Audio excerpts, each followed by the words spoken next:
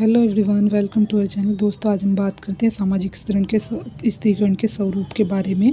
यानी समाज में जो स्त्रीकरण हुआ है वो उनके क्या क्या प्रकार रहे हैं प्राचीन काल से लेकर आज तक। जो सामाजिक स्त्रीकरण के जो रूप बदलते आए हैं उसके बारे में हम यहाँ पढ़ेंगे। तो बोटोवर ने सामाजिक स्त्रीकरण के 4 प्रमुख प्रकार बताए हैं। सबसे पहले नंबर पर आते हैं दास प्रथा। यानी पहली दास प्रथा, दूसरी जागीरें, तीसरी जाति और चौथा वर्ग। और वर्तमान समाजों में स्त्रीकरण का एक अन्य स्वरूप भी विद्यमान है, जिसे शक्ति व्यवस्था के रूप में देख सकते हैं। ये 4 जो हैं ये पुराने टाइम से ही विद्यमान है, और जो शक्ति की व्यवस्था है वो आज के आधुनिक जो समाज है उनकी देन है। तो सबसे पहले हम पढ़ते हैं दास प्रथा के बारे में। दास प्रथा जो थी वो सामाजिक स्त्रीकरण का सबसे पहला रूप था, जिसमें ये प्रथा थी कि जिसमें जो है दास और उसके मालिक की परिस्थिति और अधिकार जो है सुपरिभाषित थे, और प्रत्येक दास को अपने मालिक की संपत्ति के रूप में देखा जाता था। इसमें सभी मालिकों की परिस्थिति भी एक जैसी नहीं थी। जिस मालिक के पास जितने अधिक दास होते थे उसकी परिस्थिति भी उतनी ही ऊँची हो जाती थी। यानी कि ये ऐसी प्रथा थी जिसमें जो है व्यक्ति दासों को जो है बेचा और ख़रीदा जाता था। वो अपने मालिक की पूरी तरह संपत्ति होते थे और उनके अपने कोई अधिकार नहीं होते थे। उनके मालिक जिस तरह से उनसे चाहते उनसे काम लेते थे। और यहाँ मालिकों की हैसियत भी अलग अलग तरह की थी। यानी जिसके पास जितने दास थे उन्हें उतने उनकी हैसियत उतनी ही बड़ी थी। तो ये प्रथा जो है सबसे प्राचीन समय में थी। ये स्त्रीकरण का आधार थी प्राचीन समय में, और ये रोम, यूनान और दक्षिण अमेरिका के अनेक भागों में पाई जाती थी। दूसरे नंबर पे आती है जागीरदारी व्यवस्था, जो मध्यकालीन यूरोप में। फिर दूसरे नंबर पे जागीरदारी व्यवस्था आई, जो सामाजिक स्त्रीकरण का रूप जागीरदारी व्यवस्था के रूप में हमारे सामने आया। उस समय यूरोप और दूसरे भागों में सामंतवाद का प्रचलन था। ये सामंत बड़ी बड़ी जागीरों के मालिक होते थे, और जनसाधारण का काम इन सामंतों की इच्छा के अनुसार काम करना और उनके लिए विभिन्न प्रकार की सेवाएं देना तथा विभिन्न कर देना होता था। यानी उसके बाद जो दास प्रथा के बाद जो दूसरी व्यवस्था आई वो जागीरदारी प्रथा आई, जिसमें बड़े बड़े जो सामंत थे वो अपने अधीन जो लोग थे उनसे अपना काम कराते थे, और ये भूमि की जो व्यवस्था थी उस पर इनका अधिकार होता था। और ये सामंत जो इनके अधीन जो लोग थे उनसे काम कराने के साथ वो इन्हें अपनी सेवाएं देते थे और कर भी देते थे। तो ये जो सामंत थे ये बड़ी बड़ी जो कृषि भूमि थे उसके स्वामी थे। और जागीरदारी व्यवस्था में संपूर्ण समाज 3 वर्गों में बटा हुआ था: पादरी और पुरोहित वर्ग, कुलीन वर्ग और जनसाधारण वर्ग। यानी उस वक्त जो समाज था वो 3 वर्गों में बटा हुआ था। जो पादरी वर्ग था इसका काम था सभी के लिए प्रेयर करना या प्रार्थना करना ईश्वर से, और ज़्यादातर ये किसके हित में रहते थे? कुलीन वर्गों के। और जनसाधारण का वर्ग जो था सभी के लिए काम करना था और अपनी सेवाएं देना था। और कुलीन वर्ग जो था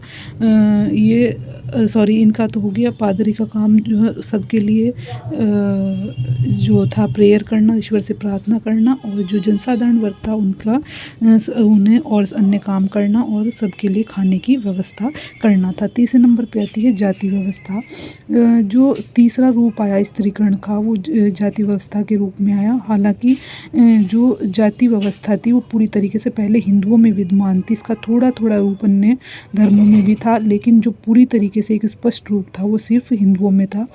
तो जाति जो थी वो अंग्रेजी के कास्ट से बनी है, और जो कि लैटिन भाषा के कास्टा से लिया गया है, जिसका अर्थ है नस्ल अथवा जन्म पर आधारित विभेद। यानी कि जो विभेद जन्म पर आधारित थे, यानी जिस जाति में कोई जन्म हो जाता था वहीं से ही उसका व्यवसाय से लेकर हर चीज़ तय हो जाती थी। अगर कोई ब्राह्मण जाति में पैदा हुआ है तो उसका काम क्या रहेगा, या कोई शूद्रों में पैदा हुआ है तो उसका काम क्या रहेगा। ये पहले से ही जन्म पर आधारित विभेद था, जिसमें किसी भी तरीके से कोई भी चेंज नहीं होता था। हमेशा वो एक जैसा बना रहता था। प्रत्येक जो व्यक्ति था उसकी स्थिति का निर्धारण जो है जो उसकी जाति के आधार पर ही हो जाता था और ये पूरी तरीके से पवित्रता और अपवित्रता पर आधारित था। चौथे नंबर पे आती है वर्ग व्यवस्था। वर्ग व्यवस्था जो आई वो जाति व्यवस्था के विखंडन के बाद आई, यानी कि हालांकि जाति व्यवस्था अभी भी विद्यमान है लेकिन अब जाति से ज़्यादा वर्ग को महत्व दिया जाने लगा है। तो पश्चिम के पुनर्जागरण और औद्योगिक क्रांति के बाद से संसार में विभिन्न समाजों में स्त्रीकरण का एक नए प्रकार का जन्म हुआ जिसका नाम वर्ग व्यवस्था है, जिससे व्यक्तियों की योग्यता और कुशलता के आधार पर उसके वर्ग का निर्धारण होता है। ये खुला हुआ स्त्रीकरण है, ऐसा इसलिए क्योंकि व्यक्ति की योग्यता और कुशलता में परिवर्तन हो जाने से उसकी वर्ग सदस्यता में भी परिवर्तन हो जाता है। ये पूरी तरीके से उस व्यक्ति की योग्यता पर बेस है, यानी कि जैसे ही व्यक्ति की योग्यता में परिवर्तन होगा या उसके पास संपत्ति आएगी या कुछ भी मतलब उसकी कुशलता में परिवर्तन होगा तो उसका वर्ग जो है वो बदल जाएगा।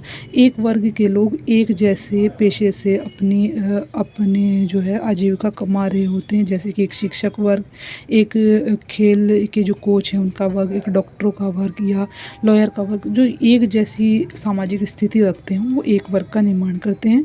तो वर्ग की सदस्यता भी परिवर्तित हो जाती है जब व्यक्ति के योग्यता में और कुशलता में परिवर्तन हो जाता है।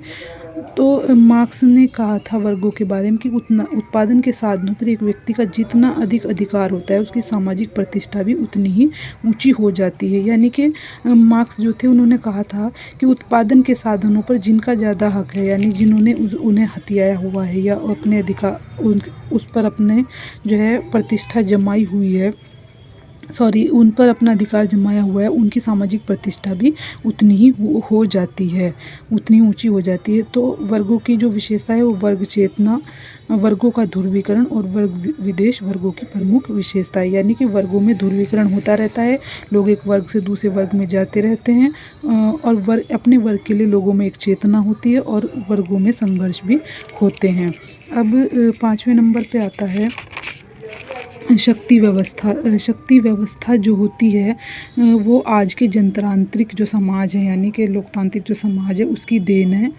मुख्यतः इसका जो शक्ति का जो मतलब होता है मुख्यतः राजनीतिक शक्ति से है।